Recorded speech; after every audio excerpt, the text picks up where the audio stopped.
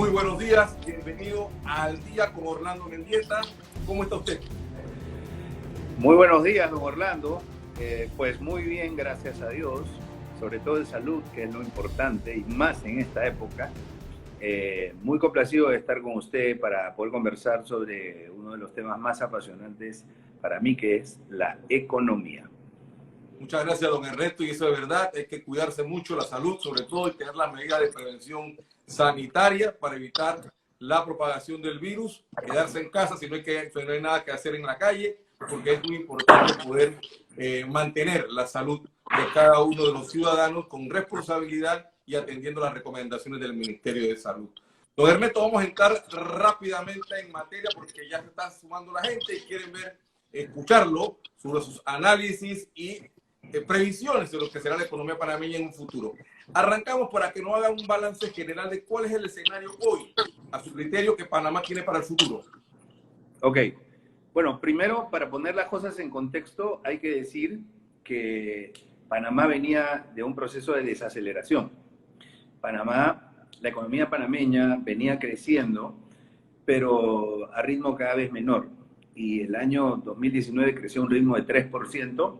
Sin embargo, mis estimaciones indicaban que en el año 2020, sin pandemia, el crecimiento iba a estar alrededor de 1,5%.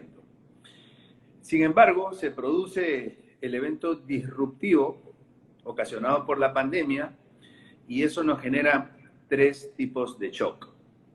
El shock de oferta, es decir, el hecho de que las empresas vean reducida o incluso paralizada la posibilidad de producir, de ofrecer sus servicios, vender, obtener ingresos.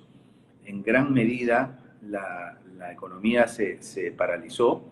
Si bien es cierto, para los servicios esenciales las empresas siguieron funcionando, cuando vemos el consolidado de la economía, aproximadamente el 70 o 75% de las empresas o no operaron o operaron con una capacidad mínima. Ese es un shock de oferta. Eso llevó a que las empresas evidentemente tengan que tomar medidas. Dentro de esas medidas, la más tradicional que suele darse en estos casos es la de reducción de personal, que para efectos de este escenario y en esta situación significó la famosa suspensión temporal. Aproximadamente 250.000 trabajadores están en situación de suspensión laboral. Eso significa que, considerando un nivel de PEA de aproximadamente 2 millones para Panamá, de los cuales 1 millón aproximadamente está dentro de la capital, y considerando que hay un importante porcentaje del empleo, que es un empleo informal y que no entra dentro de estos 250.000, extrapolando eso, pues nos está llevando a niveles de aproximadamente, o niveles estimados o esperados de desempleo que estarían alrededor del 25%. 25%. Obviamente es un indicador dinámico. Eso significa que la medida en que se tomen medidas de reactivación económica, ese porcentaje podría reducirse, y de lo contrario, si no se toman con la rapidez del caso y con la efectividad del caso estas medidas de reconstrucción, pues indudablemente ese porcentaje podría llegar incluso a niveles mucho mayores. Don Ernesto, usted ha mencionado dos temas interesantísimos. Uno, el nivel de crecimiento, que usted lo estimó en 1.5. Eso va muy contrario a lo que tenía definido o había identificado el gobierno nacional. Yo creo que el gobierno estaba por el orden del 4, 1.5. Sin embargo, hoy el escenario indica que vamos a tener un crecimiento de menos 2%. Haciendo ese paralelismo ahí, ¿cuál usted estima sería el escenario real de crecimiento de Panamá para este año? Ok, no, 2% de ninguna manera. O sea, me parece que... Negativo. No, de crecimiento, no, de ninguna manera. O sea, no lo veo lo veo, digamos, muy distante de la realidad actual.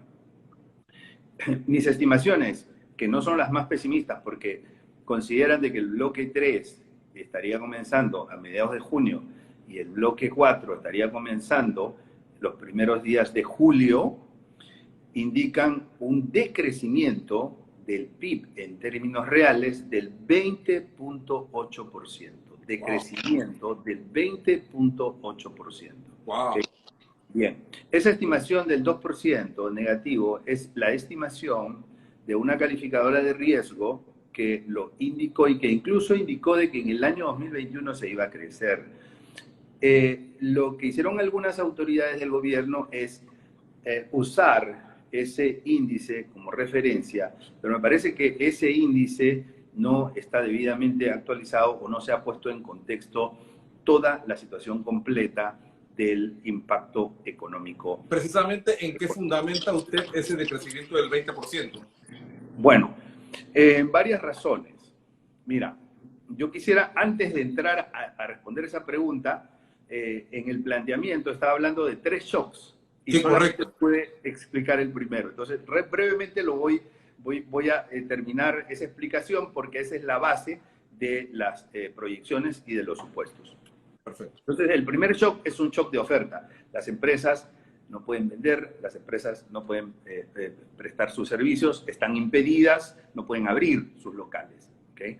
Entonces, como consecuencia, se despiden personas o se paralizan personas, estas personas dejan de trabajar y ahí se genera el segundo shock de la economía que se llama el shock de demanda. Es decir, las personas que están en suspensión laboral no están recibiendo salario. Al no recibir salario, les afecta en su capacidad de consumo, en su capacidad de compra.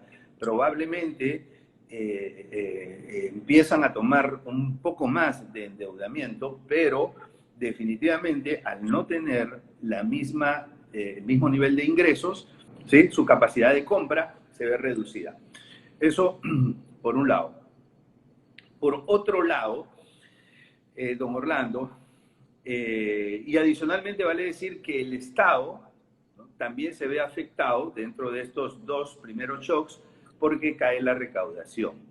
Las empresas ganan menos, venden menos. El impuesto a la renta de empresas cae, el ITBMS en recaudación cae. Las personas, obviamente, al tener una suspensión laboral o al tener despido, los que son dependientes y se les retiene, ¿no? Se le hace una retención por el impuesto a la renta, los asalariados, pues se les deja de retener porque ni están trabajando y se les está pagando y mucho menos reteniendo. Entonces, y sobre todo la reducción de actividad hace que la recaudación estatal se reduzca considerablemente. El próximo año eso será peor. El próximo año eso será peor. ¿Por qué? Porque este año gran parte de empresas ya declaró antes de la quincena del mes de marzo o antes de la declaración en cuarentena, ya había pagado su impuesto a la renta del año 2019 y el estimado del 2020. Pues resulta que en el primer trimestre del año 2020 las empresas pagarán por su impuesto a la renta del año, perdón, el primer trimestre del 2021 pagarán por el impuesto a la renta durante el año 2020. ¿Ok? Y como tú sabes, por este nivel de actividad que se ha reducido, los ingresos se han reducido y el impuesto a la renta es el pago por las utilidades, no por los ingresos. Por lo tanto, deberíamos esperar una notable caída, no solamente en los ingresos, sino principalmente en las utilidades de los negocios. Y el impuesto a la renta se calcula sobre eso. Pero además se calcula el impuesto estimado del año en curso, que sería el año 2021. Entonces, lo que debería entrar a la caja fiscal, que es el impuesto del 2020, a la renta del 2020, más el estimado del 2021, que lo que hace es replicarlo, se vería afectado considerablemente a niveles mínimos, ¿no? Entonces, y por otro lado, las personas que pues no han trabajado, no han recibido ingresos durante el año, también incluso al haber un nivel de desempleo mayor, pues la recaudación de renta proveniente de asalariados también tendría una importante disminución. Entonces el Estado es un gran perdedor. Pero el Estado somos todos, ¿no? El Estado somos todos. Eso nos genera un escenario futuro muy complicado, porque alguien va a tener que pagar ese déficit y vamos a tener que hacer todos nosotros. Entonces, segundo shock de demanda. Y luego viene el tercer shock. El tercer shock es el shock de activos, ¿no? En donde los activos tienen una caída fuerte en su valor. Es decir, los inmuebles han tenido una caída fuerte en su valor, los alquileres también han tenido una caída fuerte. Hoy en día se paga el 40% o el 50% por un alquiler, por lo que se pagaba por un alquiler antes de la pandemia, y esa es una reducción importante en el flujo de pagos que va por la economía. El valor de las empresas ha caído, el valor de los activos ha caído, el valor de los vehículos ha caído, el valor de cualquier tipo de activo ha caído. Y ese es el tercer shock que está sufriendo la economía panameña, que es el shock de activos. Entonces, con ese triple shock, el escenario resulta complicado, porque actualmente estamos en un proceso de desescalada. Entonces, tu pregunta es, ¿por qué justificamos una caída tan fuerte en la estimación del PIB? Bueno, entonces estamos en un proceso de desescalada. En ese proceso de desescalada vamos a hacer un ejercicio. Para hacer la estimación de esa proyección, lo que yo hice fue dividir a toda la economía en los diferentes sectores. Trazar una línea de tendencia que ya tenían digamos, a nivel trimestral cada uno de estos sectores, y proyectarlo hacia finales de año sin pandemia. Y luego le recalculaba en cada uno de los meses del año un cierto nivel de actividad en función al bloque que tiene la economía, o al bloque que corresponde, y a un nivel de actividad que podría ser consono con ese bloque, ¿no? Por ejemplo, el sector turismo, entonces tal vez en algunos meses podía reabrirse a un ritmo muy bajo del 10%. Pero el sector turismo tiene efectos colaterales en otros sectores también. Entonces, en el momento, esto es un promedio ponderado de los niveles de actividad y los niveles de participación que tienen los sectores dentro de la composición del PIB. Entonces, ¿qué cosa fue lo que encontré? Lo que encontré es que los niveles de crecimiento, con los niveles de actividad, en los diferentes sectores, salvo algunos que son denominados sectores básicos o esenciales, era muy bajo, niveles de 10, 20, 30, 40% en algunos casos, no producto de que no podían reabrir. O sea, en esta etapa, antes de la transición, en esta etapa de confinamiento, el shock de oferta, ¿por qué se dio? Se dio porque las empresas no podían abrir. Por ejemplo, un restaurante no puede abrir, entonces se está limitado a servicios de delivery y ese tipo de cosas, ¿no? Pero los restaurantes, en su forma de venta clásica, no estaban abiertos. Vamos a suponer que el día de mañana sale un decreto que dice, señores, se acabó el confinamiento, todos los bloques pueden salir, ¿no? Y entonces, los restaurantes pueden abrir y abren, ¿no? Y llegan los saloneros, y llegan los cocineros, y llega el restaurante al 100% de capacidad. La estimación es que su nivel de venta debería estar entre un 10 y 20% de ese restaurante, bajo la modalidad física, claro. Porque ya después de la pandemia ya tenemos que incorporar el triple shock. O sea, el triple shock, la gente ya no tiene tanto presupuesto como para ir a un restaurante, ¿no? Y es lógico y es comprensible, ¿no? Todo, digamos, hay un nivel de afectación tremendo, hay un temor al contagio, ese es otro componente también que reduce el consumo en algunos establecimientos. Y los niveles de actividad se verían notablemente reducidos, aun cuando las empresas podrían abrir. Claro, si yo supongo que todas las empresas reabren, ¿no? Y están al 100% de su nivel de actividad, entonces obviamente el decrecimiento del PIB correspondería solamente al efecto confinamiento. Pero no solamente es el efecto confinamiento, es el efecto post-confinamiento de caída en el consumo, sobre todo en determinados sectores que son no esenciales. Algunos sectores esenciales, los describo brevemente: alimentos, servicios médicos, farmacias y también tecnología, porque hoy en día tecnología lo considero un sector esencial. O sea, no tener data significa no poder trabajar, significa no poder estudiar o llevar un curso o ir a la universidad. O sea, no tener data es, digamos, perder un servicio esencial. Por lo tanto... Es cierto, don Ernesto, que tenemos que convivir con este triple shock lo que resta del año, y que este triple shock va a tener una incidencia directa en la actividad económica, en la recuperación del país. Esto va a hacer todo que Panamá, su recuperación sea mucho más lenta y los escenarios futuros nada alentadores. Ok, escenarios futuros. Bueno, mira, para la reactivación, digamos, una consultora, que es la consultora McKinsey, publicó un informe y me quedaron unas ideas de ese informe.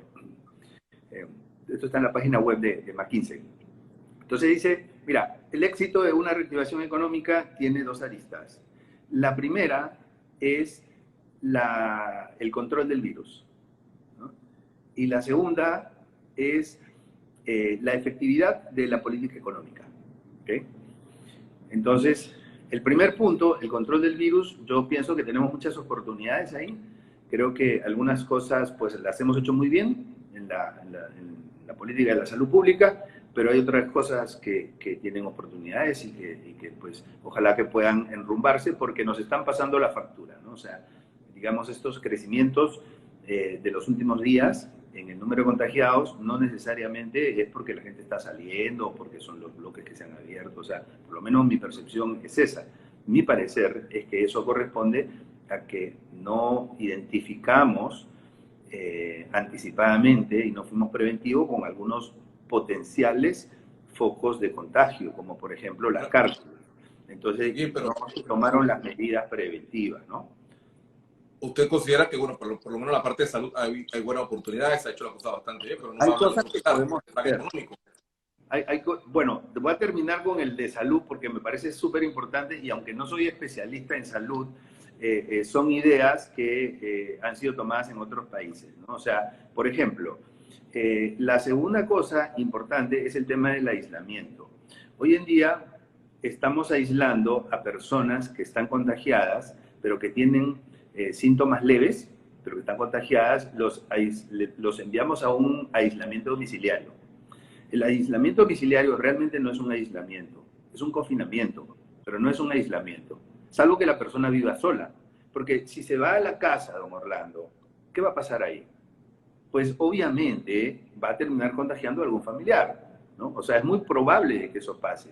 Entonces, la sugerencia sería que esas personas sean enviadas a hoteles, porque hay capacidad hotelera. Entonces, si tenemos 4.500 personas aproximadamente en lo que se denomina el aislamiento domiciliario, ahí tenemos unos contagios que se están dando por las características del virus, características asintomáticas, etc. Y eso es una oportunidad. Hay que pasar a esas personas a un aislamiento verdadero. ¿Que va a costar dinero? Bueno, sí va a costar dinero, pero es un tema de salud pública. Ok. Otra oportunidad, el test, ¿no? O sea, el testeo, perdón, antes del testeo, el rastreo. O sea, el rastreo, creo que el usar la tecnología, por ejemplo, para realizar rastreo de personas infectadas, y si no se usa la tecnología, que ya lo están haciendo otros países en Latinoamérica, si no se usa eso, pues no vamos a estar a la vanguardia, pero podemos hacer rastreo, digamos, a la antigua, ¿no? Es decir, con entrevistas, de manera individualizada. No tenemos los recursos, entiendo que el MINSA no tiene los recursos de personas o de entrenamiento para poder hacer eso, pero eso es lo que ha funcionado con efectividad en otros países latinoamericanos como Costa Rica, que pudieron hacer un adecuado y efectivo rastreo. Y finalmente el testeo, ¿no? O sea, creo que el testeo no solamente es tener los tests en cantidad, tener los reactivos. A la Caja de Seguro Social se demoró muchos días sin dar una respuesta a unas pruebas que se hizo porque no tenía los reactivos. Entonces, o sea, si tú lo piensas bien, ahí también hay evidentemente una oportunidad de poder abastecerse de insumos para estar mejor preparados y para que este tipo de cosas no vuelvan a ocurrir. Y también tenemos el tema de quitar los requisitos a las personas que se hacen el test, porque, digamos, actualmente solo se testea a los que tienen síntomas, pero la característica de este virus y lo peligroso es justamente los asintomáticos. Cierro paréntesis de salud porque tiene que ver con el control del virus y el tema es que si no controlamos el virus va a seguir habiendo temor, si no hay temor baja el consumo y tiene impacto económico. Ok, vamos al tema de la economía, la efectividad de la política pública, de la política económica. Sinceramente, no veo un plan. No veo un plan como consistente, coherente, como sí lo estoy viendo, por ejemplo, en mi país, que es Perú, ¿no? Ahí sí hay un plan, ¿no? El plan, es más, tiene un nombre el plan, ¿no? Se llama Reactiva Perú. Entonces, y tiene un conjunto de medidas pues, que están muy organizadas, sistematizadas, protocolizadas, anunciadas, y ya están en proceso de funcionamiento, ¿no? Ese plan, en el caso de Panamá, pues yo reconozco que hay limitaciones porque no tenemos un banco central que permita inyectar liquidez al sistema, ¿no? Pero no necesitamos un banco central para inyectar liquidez. O sea, el país puede tomar endeudamiento y ese endeudamiento poder distribuirlo, canalizarlo a préstamos de reactivación o de reconstrucción. ¿Okay? Pero se han tomado deudas, don Ernesto, y se habla mucho de distribuirla a través de préstamos, financiamientos para sectores específicos como las pymes, por ejemplo. Usted, eso no se está dando. Sí, eso lo vimos, yo lo vi en su programa, don Orlando, porque estuvo aquí en su programa conversando con usted, el viceministro de Finanzas, y usted le hizo una buena pregunta, porque le dijo, ¿dónde están los 5.000 millones que han entrado supuestamente al Estado panameño? ¿No? Y el viceministro dio una respuesta que en resumen, más o menos, podría ser, mira, la mayor parte se ha usado en los gastos estatales, o sea, en los gastos públicos. Existe otro componente, por ejemplo, los 515 millones, que es, digamos, las líneas de crédito del Fondo Monetario, pero eso es para los bancos. Pero no es para los bancos, es para los bancos para un uso específico que es de liquidez. Y también existen otros recursos que son los del BID y algunos multilaterales que podrían también estar llegando, y es con eso, pues ahí podríamos pensar tal vez en 500 millones, ¿no? Pero, o sea, 500 millones, digamos, pienso yo que no es suficiente para el tamaño de impacto económico que ha habido en Panamá, en la economía panameña. O sea, aproximadamente 12.000 millones de dólares de impacto a la economía. ¿Y qué pasa? Para reactivar 12.000 millones no necesitas 12.000 millones, necesitas un 12.000 por un efecto multiplicador, probablemente 1.5. Entonces estamos hablando de que realmente necesitamos 18.000 millones para poder tener una reactivación efectiva. ¿Okay? En esa línea de 5.000 ya la mayor parte se fue y no nos queda mucho. Entonces el punto es, como te decía, don Orlando, no veo que haya un plan. Precisamente sobre eso va la pregunta. ¿Usted no ve un plan económico en este momento de manera clara, a su criterio? ¿Qué debería contener ese plan económico estratégico para el país? Bueno, ese plan, en mi opinión, debería tener unos pilares, ¿no? Esos pilares son como los principios o los lineamientos que te guían hacia las medidas que vas a tomar, incluso también te restringen hacia las que no deberías tomar porque no van acorde con tus pilares, ¿no? En mi opinión, el primer pilar debería ser la promoción del empleo, ¿no? La promoción, todas las medidas que vayan a promover el empleo, esas hay que apoyarlas, ¿no? Y promoción del empleo me refiero a promoción rápida del empleo, porque podemos entrar en un proyecto que pues recién se va a materializar dentro de 3 años y o sea, eso realmente no cuenta. Es promoción rápida, generación rápida de empleo, ¿okay? Ese es el primer pilar, en mi opinión. El segundo pilar es la reducción de la incertidumbre, ¿no? La incertidumbre es el principal enemigo de la inversión y lo que más necesitamos es inversión actualmente del sector privado. El sector privado está muy golpeado económicamente, está en una situación desde el punto de vista empresarial, pues el sector está deprimido, ¿no? Y necesita, y sería muy bueno que se reduzca la incertidumbre en todo lo que se puede hacer. Por ejemplo, actualmente no hay fechas, repito, no hay fechas para el bloque 3, el bloque 4, o sea, las fechas, pienso yo, para reducir la incertidumbre deberían fijarse de manera referencial, ¿no? Obviamente siempre va a haber una letra pequeña, sujeto a cambios, o sea, eso es entendible, pero hay que dar los mensajes, digamos, que permitan a las empresas planificarse. Muchas tienen que participar de una cadena de suministros, ¿no? Y necesitan prepararse. Y yo pienso que, como te digo, hay oportunidades de mejora y en general, en el plan, que va a ser largo, porque esto no es un problema de corto plazo, o sea, esto va a durar cierto tiempo, varios años, diría yo. En ese plan, todo lo que se haga, en mi opinión, debería ir orientado a reducir incertidumbre. Y en tercer lugar,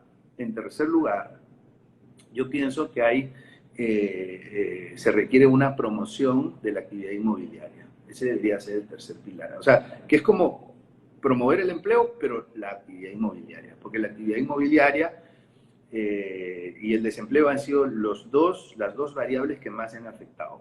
O sea, tenemos, por ejemplo, bazares que estaban en varios centros comerciales. Cuando se liberen los bloques y se libere la actividad y se dé todos los permisos para que puedan abrir, van a ir donde los dueños y le van a decir, mira, yo no te tengo que devolver esto porque yo vendo camisas y aquí en este bazar donde vendo camisas y pantalones ya no tengo clientes y no puedo pagarte el alquiler, ¿no? Entonces, y eso ha pasado, está pasando y seguirá pasando. Entonces tenemos preguntas incluso aquí, don Ernesto, de los asistentes a nuestro live, que creo que podemos compartirla con usted por una rápida respuesta. Por ejemplo, nos preguntan si a la zona libre de Colón hay que salvarla. Sí, claro. Yo pienso que hay que salvar a todos los que se pueda salvar. La zona libre de Colón, me parece que la mejor forma de salvarla es cambiarla de modelo. Eso es lo que yo pienso, ¿no?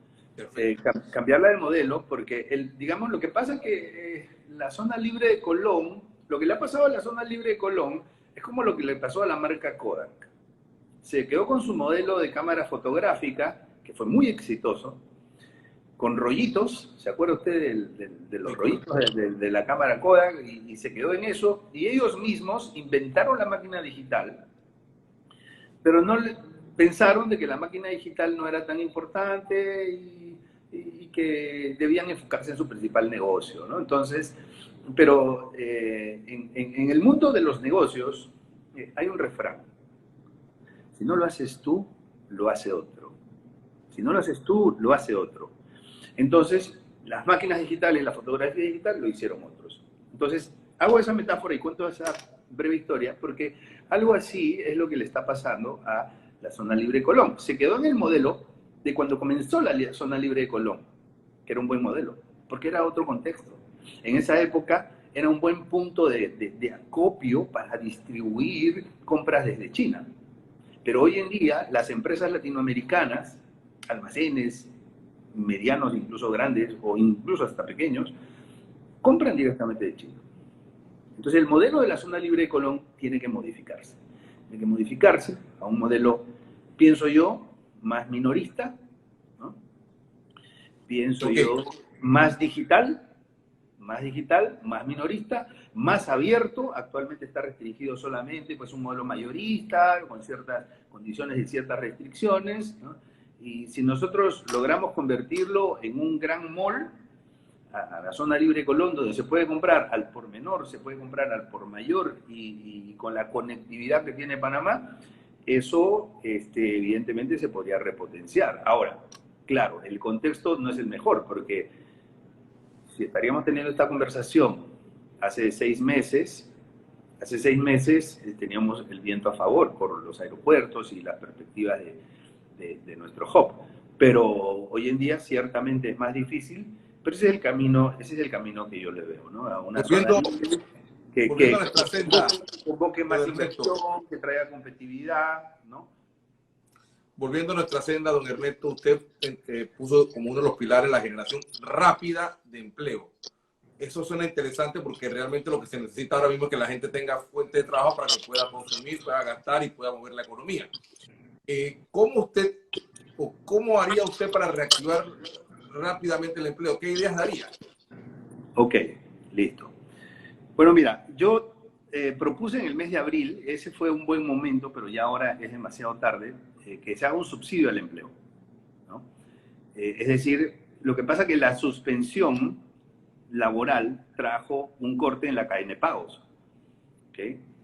Y pues le hizo mucho daño en lo que hemos denominado el shock de demanda, el subsidio al empleo. Entonces, primero que nada, voy a ponerlo en una perspectiva integral. ¿Cuál creo que podría ser la mejor forma de reactivar la economía? Ya le definí los pilares y ahora es con un rol del Estado preponderante, ¿sí? Con un endeudamiento responsablemente agresivo, así lo bautizo, como un endeudamiento responsablemente agresivo, y con eso quiero decir que el Estado panameño tiene que empezar a trabajar desde ya a través de emisiones y toma de endeudamiento en el exterior, incluso también endeudamiento interno, una parte, pero tiene que comenzar a endeudarse. Tiene que olvidarse del grado de inversión. En el actual contexto de desastre, de tragedia, de catástrofe, el grado de inversión no es ni siquiera un tema secundario, es un tema terciario. Se recuperará algún día, se lo puedo garantizar. Pero por el momento hay que salvar vidas a través de la reducción de la pobreza, ¿no? Entonces, y yo estimo un endeudamiento de aproximadamente 20.000 millones de dólares. ¿Okay? Más adicionales a los que ya tenemos en los Sí. últimos 5.000 millones, o sea, Claro, 25.000 en total. Pero es que el dinero se va muy rápido, don Orlando. Mire, esos 4.000, de esos 5.000, como 4.000 se fueron rápido en gastos estatales. ¿Okay? Ahora, y el próximo año, el 2020, la cosa está más difícil, y el 2021 va a estar más difícil porque la recaudación va a caer más todavía. Entonces, de esos 20.000, pues una parte de 5.000 o tal vez más se va a ir en cubrir pues, el déficit fiscal, ¿no? El déficit del sector público no financiero. Y vamos a tener entonces la posibilidad de reactivar la economía con el restante. Por eso estoy hablando de 20.000, porque tiene que ser una cantidad, yo digo, responsablemente agresiva, ¿no? Tiene que ser una cantidad muy grande. Ahora, y con eso tenemos tres frentes. El primer frente es inversión estatal. ¿Okay? Ese es el modelo keynesiano, ese es el modelo que usó la administración Martinelli en otro contexto, indudablemente, en otro contexto, porque era un contexto boyante de la economía, pero un contexto en que había que construir, eso levanta la economía. Eso sí o sí levanta la economía. ¿Okay? Un poco difícil saber con qué rapidez, porque, digamos, los proyectos de infraestructura toman tiempo, pero construir todo lo que se pueda. Y eso levanta el empleo, porque la construcción tiene efectos colaterales en otros sectores, por un lado. Por otro lado, no descartaría yo un incentivo para las personas y a las empresas a que lleguen a un nuevo arreglo con el tema del salario, ¿no? O sea, aquí obviamente los trabajadores no quieren que les toquen el salario, pero pienso que sí es necesario negociar, porque si se negocia, las personas aseguran una estabilidad de sus flujos, y las empresas que han reducido sus ingresos también tienen una compensación con la reducción de sus gastos operativos. Entonces, pero a veces eso no es tan sencillo de conseguir, más por razones psicológicas y de negociación que por razones racionales económicas. Pero en el momento en que nosotros ponemos un incentivo, bueno, a los que lleguen a un acuerdo con estas condiciones debidamente sustentadas y acreditadas con las cotizaciones al Seguro Social, pues habrá un incentivo de una proporción, ¿no? Ahí será otra parte de los recursos y eso ayudará a sostener de alguna manera el empleo, ¿no? Ahora, Y la otra es la inversión privada. Usted está proponiendo medidas bastante agresivas con el tema del endeudamiento, con el tema de la negociación laboral. ¿Cree que hay el músculo a nivel de gobierno para llegar a la adopción de estas medidas? Sí lo hay. Sí lo hay, tiene su límite, pero ¿por qué hablo de esta política responsablemente agresiva?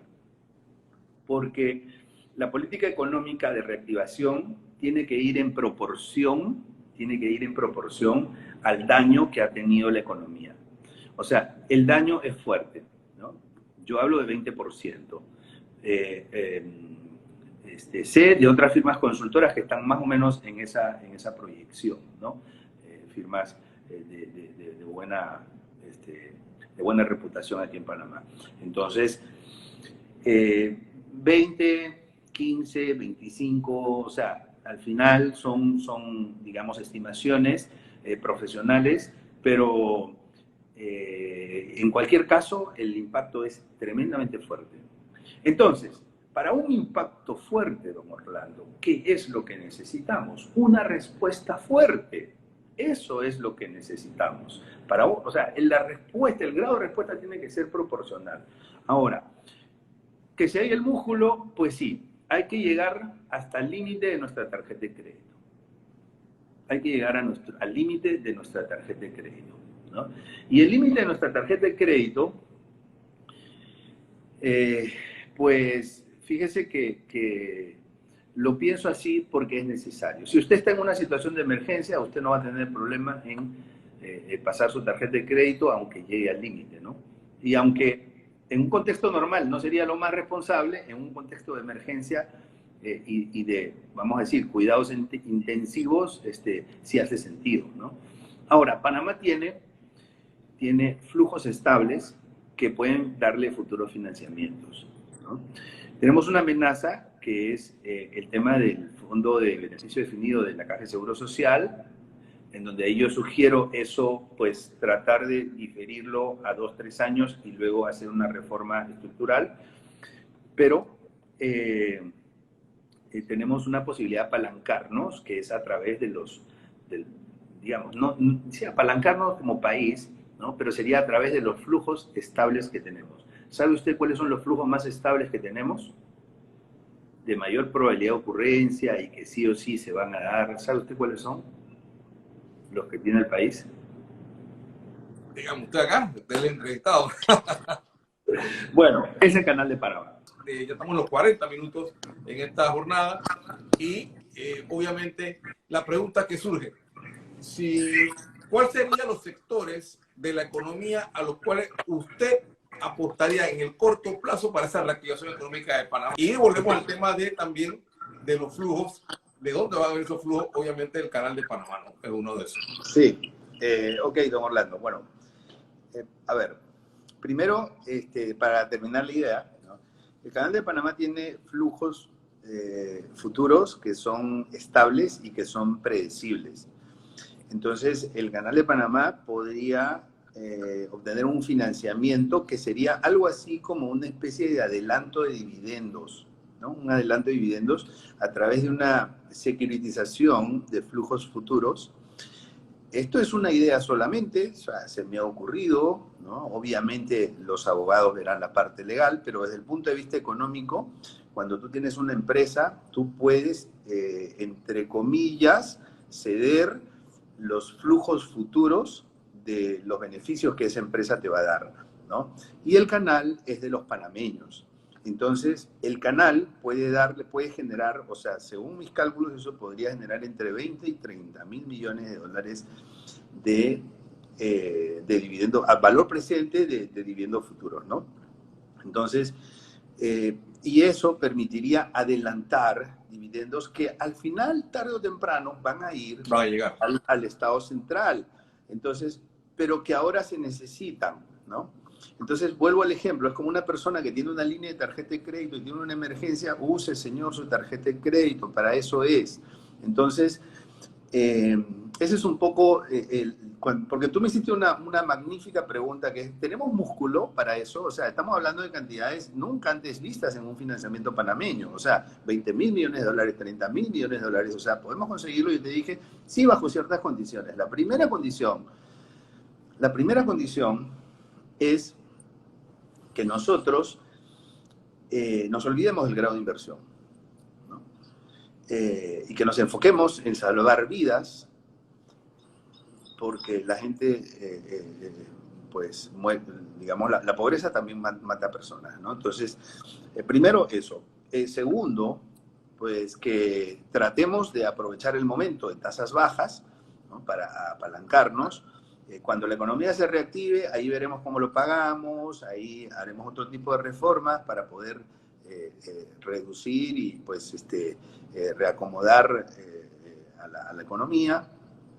Y tercero, tenemos lo que yo considero un as bajo la manga, que es esto es una securitización o titulización, ¿no? De flujos futuros que son estables y predecibles, que pueden ir a un fideicomiso, y ese fideicomiso se cederían los derechos de ese fideicomiso se endeuda, ese endeudamiento va al beneficiario del fideicomiso, que sería el Estado panameño, y ese sería el producto del endeudamiento, y ese endeudamiento, que serían unos bonos, probablemente en los mercados internacionales, se pagarían con la cesión de los dividendos del canal, ¿no?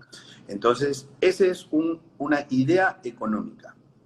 Obviamente, el canal tiene sus particularidades constitucionales, pero es un tema que lo dejo a los... Es un tema interesante, abogados. definitivamente. Es un tema interesante para discutir, para debatir, para analizar, Claro. en función de los escenarios actuales. Ya el mundo no es igual, Panamá no es igual, el escenario cambió. Necesitamos tener ideas frescas, ideas novedosas, ideas disruptivas que podamos analizar y ver las consecuencias de beneficio para el país. Y en ese mismo orden retomamos, porque para que no nos castigue tanto el tiempo, don Ernesto, los sectores en los cuales usted apuntaría el crecimiento en los próximos meses en corto plazo. ¿Cuál sector usted diría, bueno, aquí pongo el dinero realmente porque esto es lo que va a reactivar a Panamá? Sí, bien. Si estuviésemos en un país comunista, diríamos que mis opiniones tal vez no le gustaron al gobierno, ¿no? Pero felizmente estamos en un país libre. Bueno, me gustó tu idea, ¿no? O sea, ante situaciones disruptivas necesitamos respuestas disruptivas, ¿ok? Y no se trata de hipotecar el futuro porque realmente ese futuro va a existir y los dividendos van a alimentar el erario público, y simplemente se trata de adelantarlos nada más, porque Orlando, la situación es muy complicada para el país, y nosotros no tenemos Banco Central, entonces tenemos que también ser creativos. No tenemos Banco Central, pero tenemos Canal de Panamá. Ok, la pregunta era, ¿qué sectores, ¿no? Veíamos, ¿a qué sectores le ponemos el dinero? La apuesta, bueno, ¿qué apostamos? ¿Quién como usted que tiene dinero? Porque yo estoy afectado por el COVID-19. Ok, bueno, mire, hay sectores que se van a mantener más o menos bien, estables, digamos, a pesar de la crisis. Son los sectores primarios, ¿no? Son los sectores de necesidad primaria, son sectores esenciales. Esos sectores esenciales son alimentos, supermercados, las mismas bodegas que están en las esquinas, las farmacias, servicios médicos, servicios de higiene, el e-commerce y también las telecomunicaciones, ¿no? Tuvimos un par de caídas de internet, y es porque hoy en día, digamos, los servicios de data están colapsando, ¿no? O sea, sí, la demanda es altísima. Ayer claro, la cantidad de dinero que se ha hecho Amazon en la historia en estos 3 meses. Han prácticamente triplicado sus ganancias. Entonces, claro, la tecnología está demandándose mucho. Tecnología, telecomunicaciones, logística, ¿no? Son sectores que la logística también va a seguir alimentando, es fundamental, es esencial, y Panamá pues tiene sectores logísticos importantes. y todo lo que son servicios digitales, ¿no? Porque la digitalización llegó y ya no vamos a retroceder, ¿no? Entonces, a nivel medio, algunos sectores que pueden estar menos afectados de todos, la educación privada, por ejemplo, ¿no? La construcción de infraestructura y también la construcción de viviendas de menos de $60,000, ¿no? Ese segmento ha ido muy bien. Luego, afectados, no con gravedad, pero afectados, o sea, digamos, los color naranja, voy a decir, no color rojo, comercio minorista, ¿no? Sobre todo de bienes de segunda, tercera necesidad, la construcción privada también, sector inmobiliario, banca, ¿no? La banca va a tener que hacer muchas reservas, provisiones por las personas que van a tener que decirle que no tienen para pagar, ¿no? Entonces eso va a implicar pues un golpe fuerte también para la banca. La minería, Panamá ya estaba camino a convertirse en un país minero, ¿no? Y por otro lado, los sectores que tienen una perspectiva muy, muy compleja es el sector turismo, indudablemente, el sector aviación también, ¿no? Todo lo que son eventos, convenciones, congresos. Ya no podremos hacer los foros que hacíamos, Orlando, ¿se acuerda? Hace algún tiempo, que usted organizaba, muy buenos. Pues lamentablemente ya no llegarán por un buen tiempo, ¿no? Entonces son los sectores más afectados: hoteles, venta de autos de primera, de segunda mano, restaurantes, esos son como los más afectaditos. Así que bueno, pues don Orlando, yo quería aprovechar la oportunidad para agradecerle por la invitación a conversar. Y por ahí vi alguna pregunta, ¿no? que me mencionaban acerca de las restricciones de gastos del Estado. Y sí, o sea, indudablemente necesitamos mejorar la eficiencia de los gastos estatales, porque, a ver, como digamos, nunca tuvimos estas crisis, ¿no? Entonces no aprendimos a gastar bien y nos hemos ido descuidando poco a poco en la calidad del gasto, y hay gastos que indudablemente hay que recortar del Estado. O sea, a mucha gente no le gustará, pero hay que recortar los gastos innecesarios del Estado, lamentablemente. Creo que eso es parte de una reforma integral que necesitamos, ¿no? Don Ernesto, una última pregunta ya para ir cerrando nuestra entrevista. ¿Qué le recomendaría usted al ministro de Economía en estos momentos? Bueno, ¿al ministro entrante o saliente? Bueno, al que está en el puesto. Al ministro actual. Bueno, porque tú sabes que se ha hablado de cambio de gabinete. Sí, correcto. Se ha hablado de cambio de gabinete. Yo tengo una idea sobre el cambio de gabinete, ¿no? O sea, yo pienso de que en lo que es la parte económica hay que hacer el cambio de una vez. O sea, si se va a cambiar al ministro de Economía, o sea, cámbielo mañana. O sea, porque no esperemos el 1 de julio, porque es lo tradicional, ¿no? Porque la casa se está incendiando y las medidas hay que tomarlas de una vez, ¿no? Entonces, no sé, la verdad, si habrá o no habrá cambio de ministro, pero yo diría que quien sea, ya sea el antiguo, el nuevo o el mismo, que se mantenga, quien sea, pues le diría que primero establezca un plan, ¿no? Que tenga pilares, ¿no? Porque si no, el plan va a ser un conjunto desordenado de medidas.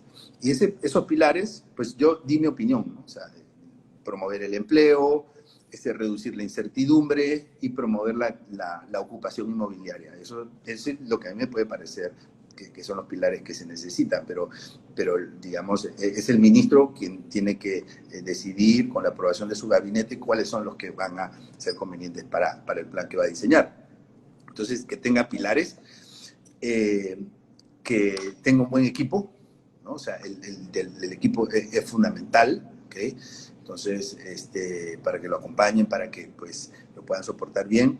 Segundo. Tercero, le diría que sea responsablemente agresivo, ¿no? Y responsablemente agresivo significa que trate de tomar toda la deuda posible, ¿no? Para poder inyectar la mayor liquidez posible a la economía. Cuarto, que reformule los gastos del Estado, que lamentablemente, o sea, pues hay que reducir algunos gastos, hay que buscar eficiencia en los gastos, ¿no? Eficiencia en los gastos. Y esa es una transformación dolorosa desde el punto y tiene un costo político importante, pero es necesaria, ¿no? Es necesario porque necesitamos los recursos no son ilimitados, ¿no? Esas serían mis principales recomendaciones, mi estimado. Don Ernesto, muchas gracias. Vamos a cerrar nuestra entrevista con lo que yo denomino el ping-pong. Yo le digo una palabra o frase y usted me dice lo que se le viene a la mente. Ok. Educación. Fundamental. Banca. Complicada. Baila o canta. Baila. Racismo. Enemigo 1. Héctor Alexander. Magnífico.